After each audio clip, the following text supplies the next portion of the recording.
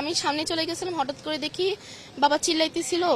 তারপর হচ্ছিল আমি পিছনে যে দেখি বাবাকে কয়েকটা ছেলে মিলে ধরে আছে। ডাক্তারের কাছে গেছিলাম ইবনে সিনা আমার বাবার সাথে। আর যখন আমার মানে মানে আসতেছিলাম, মানে বাসায় আসতেছিলাম, তখন মানে মানে নিচে বাসার নিচে হঠাৎ আমি সামনে চলে গেছিলাম, হঠাৎ করে দেখি বাবা চিল্লাইতেছিল। তারপর হচ্ছিল আমি পিছনে যে দেখি বাবাকে কয়েকটা ছেলে মিলে ধরে আছে, মানে মানে ধরে আসছিল। এখন আমি মানে গেছি বাবাকে থামাইতেছিলাম। তখন বাবাকে থামানোর সময় আমার হাতে আমি ব্যথা পাইছি। তারপর বাবাকে ওরা সিঁড়ি থেকেও ফালাই দিছিল। বাবা জামাও খুলে ফেলছিল, মানে বাবাকে নিয়ে যেতেছিল, আবার ওরা বাবার পকেটে ঢুকাই কি যেন একটা ঢুকাইছিল।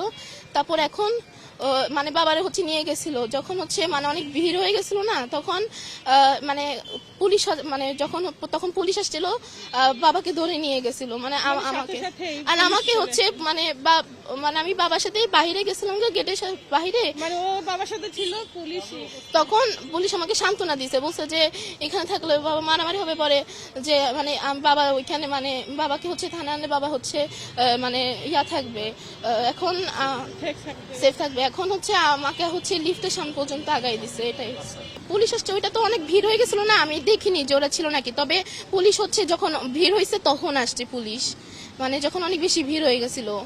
আর মানে আমি বাবাকে থামাইতেছিলাম, আমি চিল্লাইতেছিলাম যাতে সবাই বাবার কাছে আসে, বাবাকে যে থামায়। না, পুলিশ মানে মানে যখন মানে এটা যখন জামা টামা খুলে ফেলছে তখন আইসা গেছিল, মানে আসছিল পুলিশ।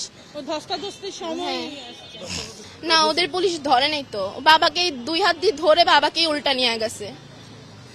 ওরা মনে হয় চলেই গেছিল, কারণ তখন তো ভিড় ছিল, আমি দেখিনি ওদের। হ্যাঁ।